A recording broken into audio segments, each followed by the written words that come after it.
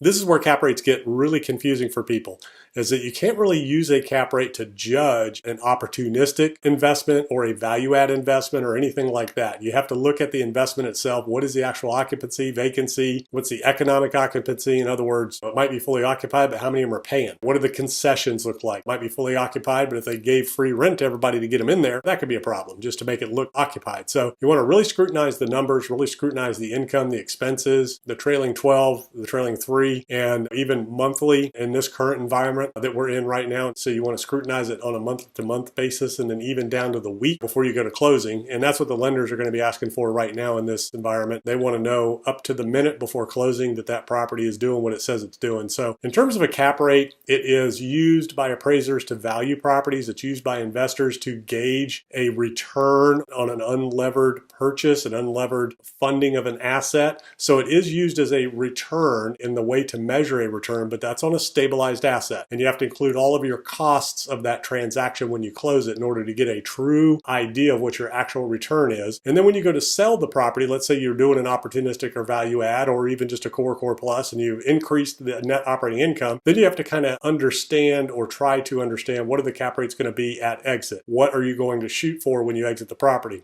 And that's the thing that nobody knows. We know what the cap rates are today, and we know what values are today. And just like an appraisal, a property is worth whatever somebody's willing to pay at any point in time. That's what an appraisal is. That's an opinion of value. It's not a fact. So value is, in any asset class or any type of, really anything, the value is what somebody's willing to pay at any point in time. So remember, appraisals are an opinion of value. Cap rates are an opinion of value. They are the sentiment of the investors and the market as a whole in terms of what the value of those assets are and what they're willing to pay for yield. And that's really what it boils down to. So does it measure an unlevered return? Sure, if it's stabilized. Is it a true indicator of the value of a property? No, if it's not stabilized, if it's vacant or is a value add or an opportunistic where the income is not where it should be based on market comps, market rates, and things like that. So that is a quick rundown about what a real understanding of what the cap rate means on a property. Be careful, don't buy just on cap rate. It can help you understand a market. It can help you understand a type and class of property, and it can help you understand what investors are willing to pay, but it is not always a real indication of the actual performance of the property.